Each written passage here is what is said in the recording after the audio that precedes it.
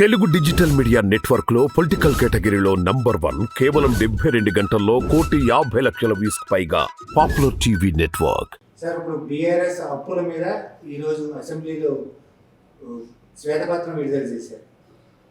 వీళ్ళేమో కాంగ్రెస్ పార్టీ ఏమో ఇది అప్పులు చేశారు, అప్పులు కుప్పగా మార్చారని కాంగ్రెస్ పార్టీ విమర్శిస్తుంది. విపక్షం ఏమో అది అప్పులు కాదు, తెలంగాణలో మేము ఆస్తుల్ని 200%, 300% పెంచాము, మీరు అప్పులని ఎలా చూస్తారని చెప్పి వాదిస్తుంది. మీరేమంటారు? ఏం ఆస్తులు అసలు మహా అంటే భూముల ధరలు పెరిగినాయి. రియల్ ఎస్టేట్ అనేది రంగాన్ని పెంచి పోషించారు. హైదరాబాద్ చుట్టుపక్కల భూముల ధరలు పెంచారు. మరి ఈ భూముల ధరలు పెరగడంలో అధికార పార్టీల వాళ్ళ హస్తం ఉందని చాలామంది అనుకుంటున్నారు. ప్రజలు కూడా అదే రకమైన భావంతో ఉన్నారు. మరి ఇంకెక్కడ అభివృద్ధి? ప్రాజెక్టులు కట్టామంటున్నారు. ప్రాజెక్టులు కడితే అవన్నీ పనికి రాకుండా కొలాప్స్ అయిపోయినాయి కదా. వేడిగడ్డ ఉదంతా మన కళ్ళ ముందర ఉన్నది కదా. మరి ఆ డబ్బులన్నీ వేస్ట్ అయినట్టే కదా.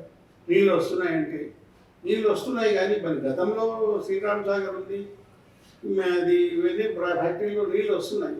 మరి కాళేశ్వరం పూర్తిగా వైఫల్యం చెప్పింది కదా, ఇంతవరకు రాలేదు. కొన్నిసార్లు వచ్చిన నీళ్ళు వెనక్కిపోతుంది. ఎక్కడుంది లోపం? అందుకని ఇదంతా ఫలితాలు మిశ్రమంగా ఉన్నాయి. పూర్తిగా వన్ సైడెడ్గా చాలా అద్భుతంగా జరిగిందని చెప్పలేదు. సరైన పర్యవేక్షణ లేఖను వాళ్ళ అవతల వాళ్ళ ప్రణాళిక బీఆర్ఎస్ ప్రణాళికకర్తల లోపం వలన పథకాలు చేశామని చెప్తున్నారు, కానీ దానివల్ల ఆశించిన రిజల్ట్స్ మాత్రం కాపాడుతున్నారు. సార్ ఇప్పుడు ప్రజలు ఎక్కువ రేషన్ కార్డుల కోసం, ఇళ్ల కోసం ఎదురు చూస్తున్నారు. టీఆర్ఎస్ ప్రభుత్వం అయితే మాకు పెద్దగా ఏమీ చేయలేదు, రేషన్ కార్డులు అయితే ఏమీ చేయలేదు మాకు అని అంటున్నారు. ఇప్పుడు కాంగ్రెస్ పార్టీ మాత్రం ఈ నెలాఖరించి రేషన్ కార్డులకి దరఖాస్తు చేస్తుంది. దీన్ని మనం ఎలా చూడొచ్చు అంటారు? మంచిదేనండి. మరి గత ప్రభుత్వం శ్రద్ధ వహించలేదు అనేక విషయాలను అర్థమవుతుంది. అదేమైందంటే గత ప్రభుత్వంలో ముఖ్యంగా మనకు కనపడుతుందంటే ప్రచారం అద్భుతంగా సాగింది. పనులు తక్కువ జరిగినా దాని ప్రచారం మాత్రం అద్భుతంగా వెళ్ళిపోయింది. పేపర్ అడ్వర్టైజ్మెంట్లు ఇవన్నీ జరిగినాయి. వాళ్ళు చెప్పినంతగా ఆశించినంతగా గ్రౌండ్లో జరగలేదనేది అభిప్రాయం అందరికీ. సార్ ఇప్పుడు బీజేపీ మేమే ప్రత్యామ్నాయం అని చెప్పి ఎలక్షన్ ముందు చెప్పింది. కేవలం 8 సీట్లతోటి సరిపెట్టుకోవాల్సి వచ్చింది. రేపు లోక్సభ ఎన్నికల్లో బీజేపీ ప్రభావం ఎలా ఉండబోతుంది? మన దగ్గర తెలంగాణలో పెద్దగా ఉండకపోవచ్చండి. బీజేపీకి చాలా చోట్ల మనం చెప్పాల్సి వస్తే చిత్తశుద్ధి లోపం కనపడుతుంది. చాలా మంచి నిర్ణయాలు బీసీ చీఫ్ మినిస్టర్ చేస్తామని ఎలక్షన్ మాకు అధికారం ఇస్తే ఇవ్వండి అని అడిగింది. బీసీ చీఫ్ మినిస్టర్ ఇస్తామని ఎప్పుడు చెప్పింది? ఎలక్షన్ ఒక నెల లోపల ఉన్నాగా చెప్పింది. అట్లా ఎవరైనా చెప్తారా? బీసీలు ఇంతవరకు ఈ రాష్ట్రంలో తొక్కివేయబడుతున్న వాళ్ళు, రాజకీయంగా వాళ్ళకి అవకాశాలు లేవు. అట్లాంటి వాళ్ళకు అవకాశం ఇవ్వాలంటే తగిన వ్యవధి ఇచ్చి చెప్పాలి కదా. 6 నెలల ముందన్నా ఆఖరి అస్త్రంగా దాన్ని ప్రయోగించింది. ఎక్కడుంది? బీఆర్ఎస్ ప్రభుత్వంతో కుమ్మక్కైందనే ఆరోపణలు బలంగా వచ్చింది. బీటీఎం అనే సంగతి. అదే టైంలో కవిత మీద ఆరోపణలు విస్తృతంగా వస్తే కవితను అరెస్ట్ చేయడం ఆపేసింది అనేది కూడా వార్తలు వచ్చినాయి. వీటన్నిటికీ సరైన వివరణ ఇచ్చుకోలేక బీసీని ముఖ్యమంత్రి చేస్తామని ఇచ్చింది. అది సరే, ఎందుకు చేసినా అది మంచి ఆలోచనే, కానీ దానికి తగినంత టైం వ్యవధి ఇచ్చి ప్రజలు ఎడ్యుకేట్ చేయాలి కదా. వాళ్ళు ప్రకటన చేయడం తప్ప ఇక్కడ స్థానిక బీసీ నాయకులు ఎవరు కూడా ముఖ్యమంత్రి బీసీ అవుతాడని పెద్ద ప్రచారం చేయాలి.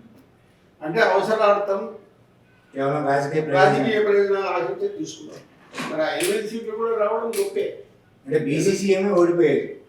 బీసీసీఎం అని చెప్తున్నా ఈటెల రాజేంద్ర ఓడిపోయారు. అది కాదు, అదే చెప్తున్నాను నేను. వాళ్ళు ఒక 2-3 నెలల ముందు, 6 నెలల ముందు ఇట్లా బీసీసీఎం చేస్తామని అనౌన్స్ చేస్తే అది రాష్ట్రం అంతా ప్రచారంగా అయిపోయింది. ప్రజలు అందుకు సంసిద్ధులు చేయలేదు. వాళ్ళు జస్ట్ పేపర్ స్టేట్మెంట్ ఇచ్చి మేము చెప్పేసినామని మా బాధ్యత అయిపోయింది, మీరు ఎన్నుకోండి అంటే సరిపోతుందా? బీసీలను జాగృతం చేయాలి. రాజకీయంగా ఎన్నో శతాబ్దాలు దశాబ్దాల నుంచి అణచివేయబడుతున్నారు. ఈ రాష్ట్ర ముఖ్యమంత్రి ఒకరు కూడా కాలేదండి బీసీ. మరి రాష్ట్రంలో 50%, 60% జనాభా ఉందని మనం అనుకుంటున్నాం. కర్ణాటక సంగతి చెప్పనా మీకు? కర్ణాటకలో మొత్తం బీసీ చీఫ్ మినిస్టర్ సంఖ్యనే ఎక్కువ. దేవరాజ్ అరసు కాంగ్రెస్ ముఖ్యమంత్రి. ఆయన బీసీల కోసం విస్తృతంగా పథకాలు అమలు చేశాడు. ఎప్పుడు ఇందిరాగాంధీ అయ్యారు. ఆ ప్రభావం వల్ల చాలా మంది బీసీలు వచ్చారు. బంగారప్ప వచ్చింది, వీరప్ప మొయిలి, సిద్ధరామయ్య రెండోసారి. ఈ చీఫ్ మినిస్టర్ అంతా దానివల్ల ఆంధ్రప్రదేశ్లో ఒక్కరు కూడా లేదు. కారణం ఏంటి? జనాభాలో ఓటర్ల సంఖ్య తక్కువగా ఉన్న 2 కులాలు లేదా 3 కులాల వాళ్ళే ముఖ్యమంత్రి అవుతున్నారు. ఆధిపత్యం ఆధిపత్య కులాలుగా వచ్చింది, మిగతా వాళ్ళు తొక్కుతున్నారు. మీరు బీసీ చీఫ్ మినిస్టర్ చేయడం అంటే అప్పటికప్పుడు చెప్తే అవుతుందా? ఆ ప్రజలను సంసిద్ధులు చేయాలి, ఓటర్లను చైతన్యవంతం చేయాలి. ఆ పని బీజేపీ చేయలేదు. ఇప్పుడు వైఫల్యాన్ని బీజేపీ మీద నెట్టితే ఎట్లా? ఢిల్లీ వెళ్ళారు రేవంత్ రెడ్డి గారు, మళ్ళీ పర్యటనకి వెళ్తున్నారు. మరి క్యాబినెట్ విస్తరణ ఉండొచ్చు అంటారా? ఉంటుందండి. 18 మందిని తీసుకునే అవకాశం ఉన్నప్పుడు మీరు ఇంకా 6 మంది 7 మంది రావాలి. తప్పకుండా ఉంటుంది మీకు విస్తరణ. కొంతమందికి ఇవ్వాల్సి ఉంది కదా, మొదటి విడతగా 11 మందికి వచ్చారు, 6 మందికి ఉంటుంది. అంటే ఎమ్మెల్సీలకి వాళ్ళు ఎమ్మెల్సీ సీట్లు అవన్నీ హైకమాండ్తో మాట్లాడడానికి వెళ్ళింది.